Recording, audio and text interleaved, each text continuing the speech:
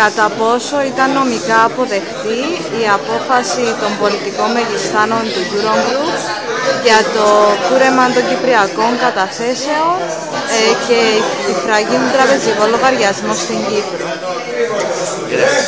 Οπωσδήποτε το Κυπριακό Σύνταγμα αλλά και η Ευρωπαϊκή Σύμβαση Ανθρωπίνων Δικαιωμάτων του άρθρου 1 του Πρωτοκόλλου 1, όπως και η Χάρτα Θεμελιωδών Δικαιωμάτων της Ευρωπαϊκής Ένωσης, η οποία είναι προσαρτημένη στη συνθήκη της Λισαβόνας, δηλαδή την ισχύουσα συνθήκη της Ευρωπαϊκής Ένωσης, διασφαλίζουν το δικαίωμα ιδιοκτησίας. Για να περισυλλογιστεί το δικαίωμα ιδιοκτησίας πρέπει αυτό να γίνει με νόμο. Εδώ πέρα δεν είχαμε νόμο, είχαμε απόφαση ενός οργάνου το οποίο είναι οικονομικής λειτουργίας και η χάραξη οικονομικής πολιτικής, το οποίο έγινε νύχτα, δηλαδή και έγινε μέσα από καθεστώς πιέσεων. Οπωσδήποτε δεν είναι αυτός ο αποδεκτός τρόπος με τον οποίο στερείς έναν ατομικό περιουσιακό δικαίωμα.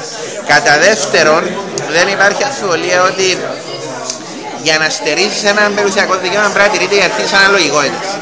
Εν προκειμένου είναι σαφές ότι υπήρξαν λιγότερον επαχθείς λύσεις και ότι η επιλογή της επαχθέστερης λύσης έγινε με σκοπό τη διάλυση του τραπεζικού συστήματος της Κύπρου ή την τιμωρία Ρώσων καταθετών ή άλλες παραμέτρους οι οποίες είναι πολιτικές παρά ουσιαστικές. Κατά συνέπεια, η αρχή της αναλογικότητας, η οποία κατοχυρώνεται στη Χάρτα Θεμελιωδών Δικαιωμάτων της Ευρωπαϊκής Ένωσης, δεν έχει τηρηθεί. Οπότε η πράξη είναι παράνομη και για τον λόγο αυτό. Πέραν αυτού, δεν υπάρχει αμφιβολία ότι ανεξάρτητα από αυτό δημιουργήθηκε ένας κλονισμός της λειτουργίας του τραπεζικού συστήματος. Διότι η όλη λογική του τραπεζικού συστήματος είναι ότι ο καταθέτης βάζει τα λεφτά στην τράπεζα for safekeeping, για να είναι ασφαλή. Άμα νιώσει ότι ανά πάσα στιγμή εκείνα τα λεφτά μπορεί να μην είναι ασφαλή, και μάλιστα η πρώτη απόφαση του Eurogroup, όπως και μεταγενέστερες δηλώσεις Ευρωπαίων αξιωματούχων, άνοιξαν την πόρτα και για κούρεμα και στα εγγυημένα των κάτω των 100.000, κατά παράβαση προφανώς και ευρωπαϊκής οδηγίας. Αντιλαμβάνεσαι ότι αυτό ανοίγει τους ασκούς του αιώλου για την έννοια της νομιμότητας. Μιλήσατε για ένα διεφθαρμένο πολιτικό σύστημα και για ανασυγκρότηση της κοινωνίας. Θεωρώ πως δεν χρειαζόμαστε μόνο ανασυγκρότηση της κοινωνίας, αλλά γενικότερα επαναδόμηση της δημοκρατίας. Πώς μπορεί να επιτευχθεί αυτό κατά τη γνώμη σας? Δύσκολο ερώτημα, διότι δεν προϋποθέτει κίνηση ενός προσώπου, προϋποθέτει μια συλλογική κίνηση της κοινωνίας. Κοίταξε, οπωσδήποτε είτε η Κύπρος είτε η Ελλάδα δεν είναι από μόνες τους στο παγκόσμια κοινωνία. Αντιγράφουν και ακολουθούν και εμέριωσετούν μοντέλα άλλων κρατών.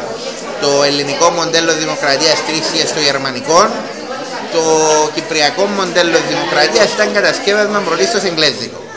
Κατά συνέπεια δεν είχε καμία από τις δύο χώρες χτίσιμος δημοκρατίας από μόνη της. Οπωσδήποτε για να χτιστεί δημοκρατία όπως την εννοούμε είναι μια παγκόσμια διατύπωση και εν πάση περιπτώσει μια συζήτηση ολόκληρου του δυτικού κόσμου. Τώρα, πιστεύω ότι για να χτιστεί η κοινωνία πρέπει να χτιστεί από την κοινωνία των πολιτών.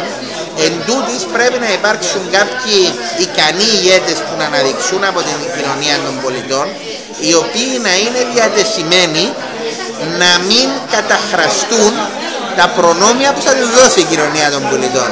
Αντιλαμβάνεσαι ότι αυτό είναι πολύ, είναι και λίγο τετραγωνισμός του κύκλου. Βλέπεις ότι η Ισλανδία πρόσφατα μετά την οστροκοπία πήγε να κάνει το πρώτο people-made constitution, δηλαδή να έρθουν ο λαός να κάνει σύνταγμα από μόνος του αυτόξονα και κατευθείαν, και οι βουλευτές που εξέλεξαν πρόσφατα εκκλώνησαν την εμπιστοσύνη των Ισλανδών, διότι όταν γεύτηκαν τη χαρά της εξουσίας δεν ήταν το ίδιο διατεθειμένοι να την αφήσουν.